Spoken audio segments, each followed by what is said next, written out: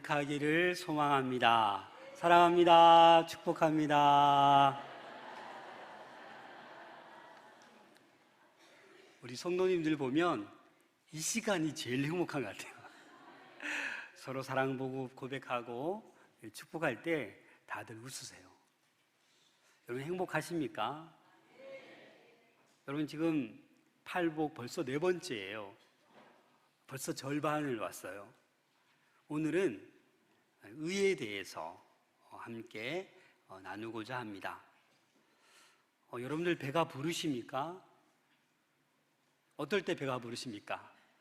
먹고 싶은 거 다 먹고 갖고 싶은 거 다 갖고 그럴 때 배가 부르잖아요. 근데 오늘 본문에 보면 4번째 복이 좀 딱 보면 좀 선뜻 이해가 안 됩니다. 의에 줄이고 목마른 자는 복이 있나니 그들이 어떻게 해요? 배부를 것이며. 여러분들 왜 이렇게 팔복을 하고 있냐면 은혜로 50년, 행복으로 50년. 이왕 우리가 신앙생활 하는데 행복하게 해야 되지 않겠습니까? 어떤 분들은 몇 달 안 됐어요. 우리 교회 나오신 지. 너무너무 행복하게 신앙생활해요. 말씀을 사모하고 예배도 잘 안 빠지고. 그런데 신앙생활을 20년, 30년, 40년 하신 분들이 더 행복해야 되지 않아요? 그런데 더 행복해 보이지 않는 분도 계세요. 왜 그럴까요? 오늘은 이 4번째 의에 줄이고 목마른 자는 복이 있다고 했는데 그럼 과연 이게 무엇일까? 여러분들은 어떤 것에 목말라 하십니까? 어떤 것을 갈망하십니까? 이 세상 사람들은 누구나 다 할 것 없이 이 돈, 만몬에 대한 갈급함이 있습니다. 좀 더 있으면 좋겠다. 좀 더 벌었으면 좋겠다. 연봉이 쑥쑥 올라갔으면 좋겠다. 보너스가 왕창 나왔으면 좋겠다. 사업이 대박 났으면 좋겠다. 또 어떤 분들은 쾌락을 마음껏 즐겼으면 좋겠다. 권력, 명예, 이거 포기할 수 없잖아요? 계속 이것을 향해서 쫓아가고 싶은 그러한 갈망, 그러한 갈급함이 우리 세상 사람들에게는 누구나 다 있습니다. 그런데 우리는 오늘 이 4번째 복을 함께 묵상하면서 그것이 아니라 정말 우리가 갈망해야 되고 갈급해야 되는 것이 있구나 라는 것을 우리 모두가 깨달을 수 있는 은혜의 시간 될 수 있기를 소망합니다. 그래서 우리는 세상 영광에 줄이고 목말라 하는 자들이 아니라 오늘 본문이 말씀하고 있는 그 갈망, 그 목마름이 우리에게 있기를 소망합니다. 먼저 이 해답을 깨우치기 전에 나를 살펴봤으면 좋겠어요. 여러분 스스로에게 내가 지금 무엇을 제일 갈망하며 갈급하며 지금 인생길을 걸어가고 있는지 한번 스스로에게 질문해 보세요. 어떤 분은 제가 방금 얘기했듯이 목사님 그래도 저는 돈을 더 벌어야 돼요. 목사님 저는 이거 꼭 올라서야 돼요. 이 명예, 이 권력 내가 쥐어야 돼요. 내가 해보고 싶은 건 많은데 이거 다 누려봐야 돼요. 저 바빠요. 일 시키지 마세요. 이러한 것들이 우리에게 있다고요. 어떤 사람은 나 스스로가 아니라 우리 자녀를 향해서 뭐 어떤 기대감 꼭 이루었으면 하는 그러한 것들이 있을 겁니다. 오늘 본문에서는 뭐라고 얘기합니까? 우리 6절 말씀 함께 읽겠습니다. 시작. 의에 줄이고 목마른 자는 복이 있나니 그들이 배부를 것이미요. 그냥 의로운 자가 복이 있다. 그럼 얼마나 딱 이해가 되기 쉽습니까? 의로운 자가 복이 있다. 너무 쉽죠? 그런데 의로운 자가 복이 있는 게 아니라 의에 줄이고 목마른 자가 복이 있다라는 거예요. 여기에 우리는 주목해서 보아야 됩니다. 왜 의에 목마르고 왜 의에 줄여야 될까? 왜냐하면 이 의가 우리에게 영원한 만족을 주고 영원한 기쁨을 주고 영원한 평안을 주는 의이기 때문에 우리가 이 의를 어떻게 해요? 갈망해야 되고 목말라 해야 한다라는 겁니다. 여기 의의 진정한 행복이 있기 때문입니다. 우리는 아무리 먹어도 배고픕니다. 안 그렇습니까?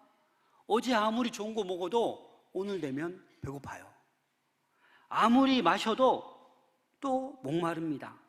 이런 것에 매달리지 말고 의에 줄이고 목마른 사람이 되라고 친히 예수님께서 지금 우리에게 말씀하고 계신 겁니다.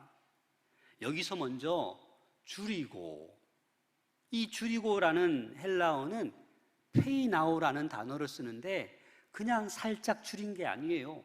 아주 심하게 줄인 거예요. 너무너무 굶주려서 고통이 찾아오는 거예요.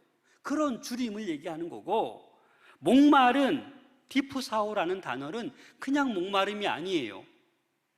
진짜 목마른, 이 목이 타들어가는 그런 목마름을 이야기하고 있는 것입니다. 그래서 이런 오늘 본문에서 말하는 의에 줄이고 목마른 이 의는 일반적으로 얘기하면 저거죠.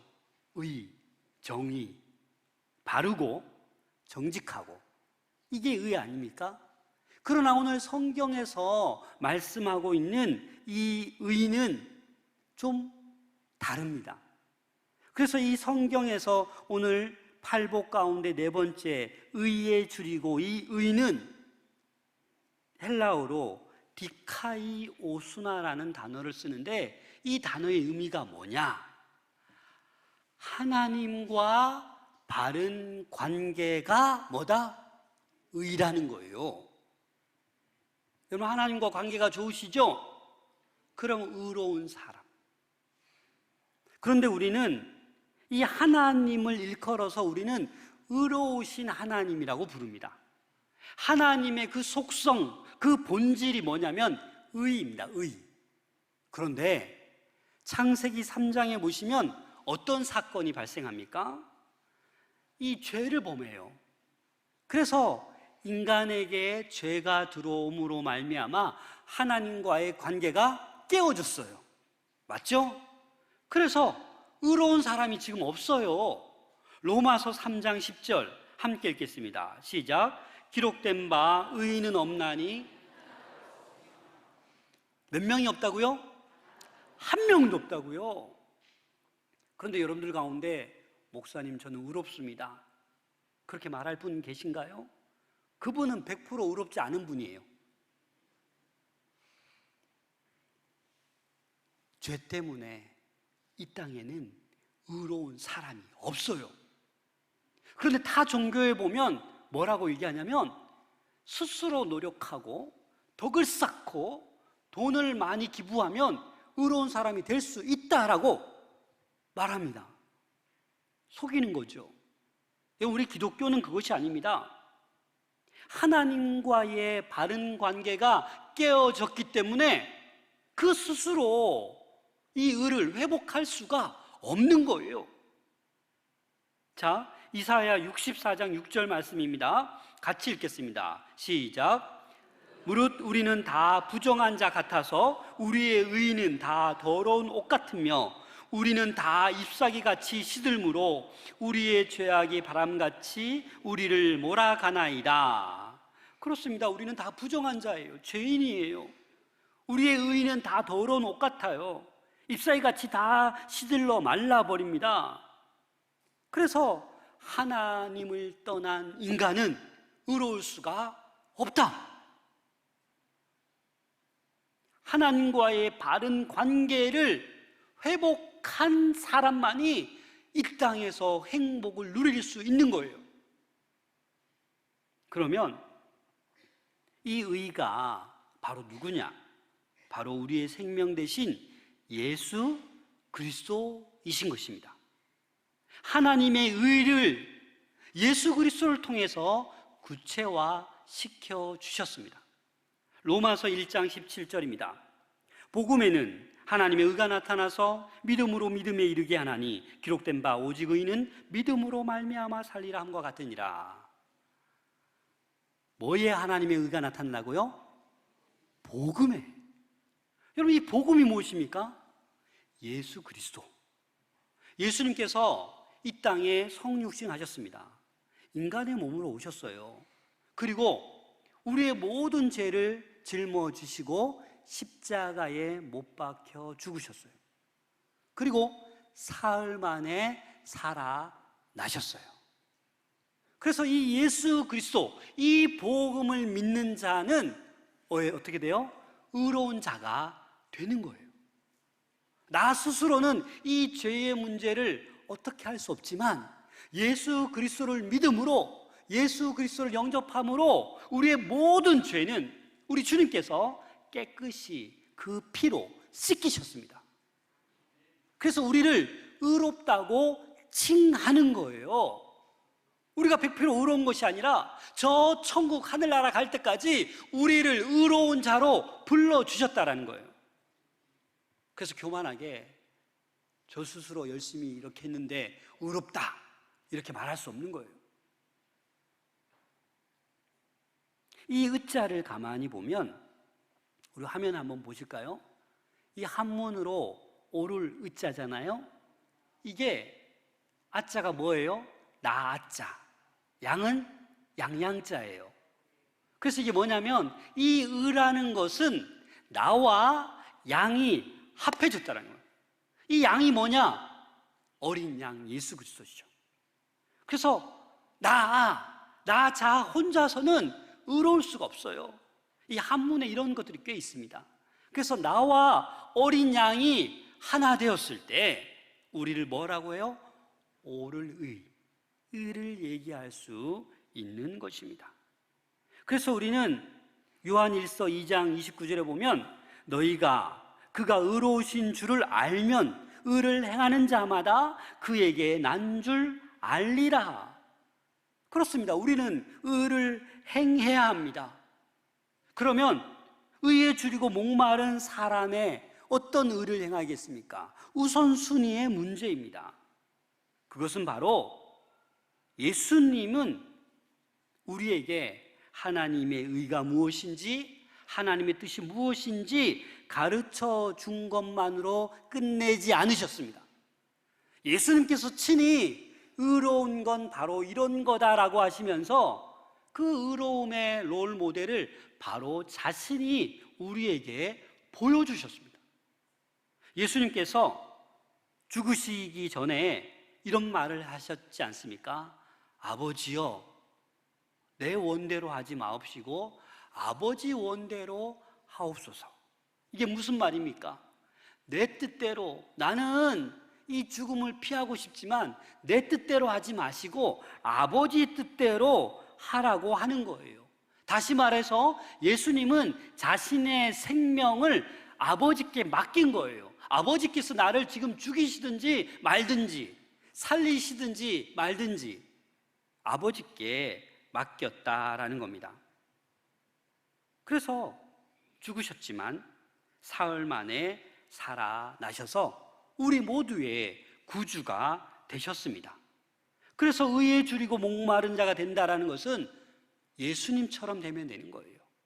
예수님처럼 살면 되는 것이고 예수님을 따라가는 삶을 살게 되는 것이 바로 의에 줄이고 목마른 자의 복 있는 행복한 삶이 되는 것입니다.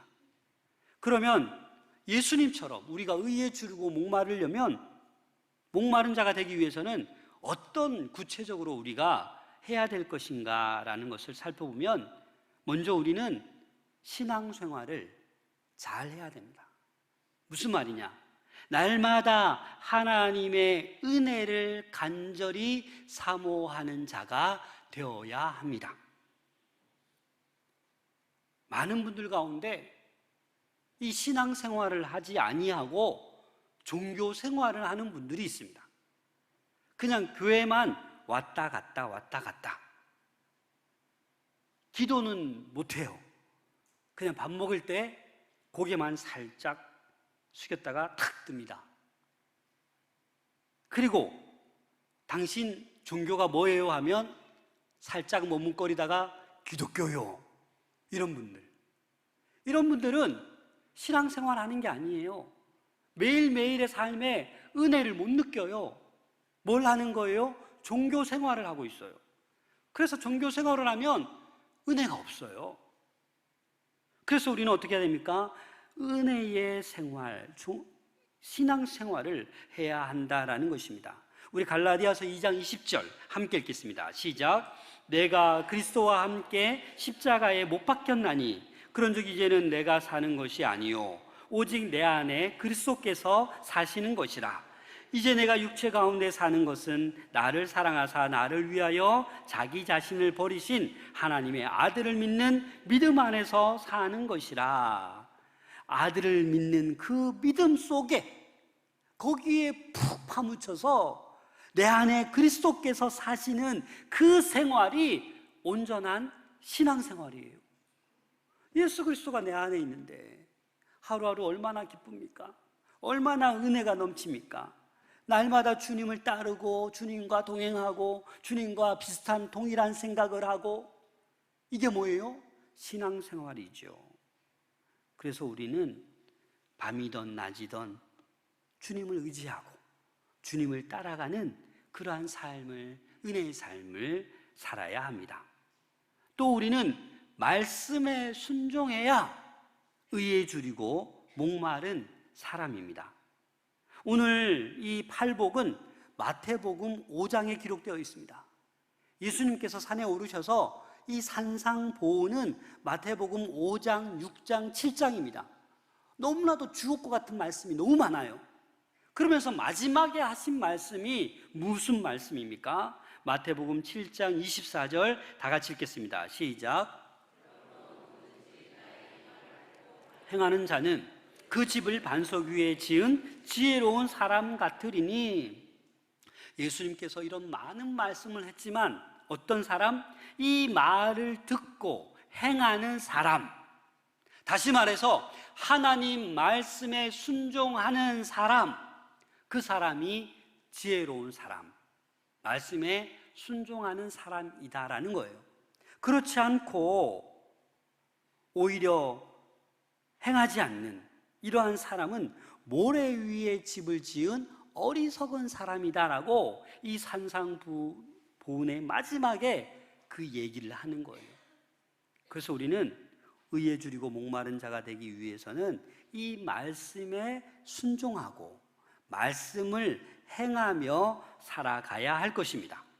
마태복음 7장 21절 함께 읽겠습니다. 시작. 나더러 주여 주여 하는 자마다 천국에 다 들어갈 것이 아니요 다만 하늘에 계신 내 아버지의 뜻대로 행하는 자라야 들어가리라. 입으로만 주여 주여 종교생활하는 사람이 다 천국에 들어가는 것이 아니라 내 아버지의 뜻대로 행하는 사람, 그 사람이 천국에 들어갈 것이다 라고 말씀하고 있는 것입니다. 입으로만 우리가 주여 주여 하다 보면, 그렇게 종교생활만 하다 보니까 오늘날 사회에서 우리 교회를 걱정합니다. 믿지 않는 사람이 교회 다니는 성도를 걱정해요. 여러분 안 그렇습니까? 그럼 이걸 어떻게 우리가 회복할 수 있습니까? 우리 성도가 말씀을 행하고 말씀대로 살아가는 길밖에 없습니다. 그래서 우리가 신앙생활을 1년 하던 5년 하던 10년 하던 20년 하던 내가 한 영혼을 품었다면 그 영혼에게 말씀대로 살아가는 것을 보여주셔야 돼요. 그래야 그분들이 야, 우리 아내를 보니까, 야, 우리 부모님을 보니까 믿을 수밖에 없구나, 하나님은 살아계시는구나, 이렇게 존경하게 되고 따르고 싶죠. 교회 다니고 싶죠. 이런 날이 오기 위해서는 우리가 말씀에 순종하여 말씀 따라 살아내셔야 합니다. 그런데 여러분, 어려운 것 같죠? 머리 아픈 것 같죠? 아닙니다. 그냥 말씀은, 우리 주의 말씀은 요약하면 단순해요. 뭐예요? 서로 사랑하라, 용서하라, 겸손하라. 어렵습니까? 너무나도 단순한데 이거는 실천하지 못하고 더 뭐 어려운 거 없나, 머리 아프고 막 그냥 단순하게 여러분 신앙생활 하십시오. 하나님께서 가장 우리에게 바라고 원하시는 것, 순종하는 것, 말씀대로 살아가는 것을 원하신다라는 사실입니다. 그리고 우리는 이 하나님 말씀을, 하나님 나라를 간절히 사모해야 합니다. 우리 주변에는 아직도 복음을 들어보지도 못한 이들이 많습니다. 이 지구 끝까지 모든 곳곳에 주의 복음이 전해져야 하나님 나라가 완성되는 것입니다. 그날까지 우리는 하나님 나라를 간절히 사모하며 모든 이에게 복음을 전할 수 있어야만 합니다. 마태복음 6장 33절 다 같이 읽겠습니다. 시작. 그런즉 너희는 먼저 그의 나라와 그의 의를 구하라. 그리하면 이 모든 것을 너희에게 더하시리라. 하나님의 나라, 하나님의 의를 구하면 이 모든 것이 뭐예요? 먹고 마시는 문제지요. 그런 것들을 다 더해 주시겠다라는 것입니다. 그래서 우리는 먼저 세상으로부터 부름받은 하나님의 백성입니다. 하나님의 자녀입니다.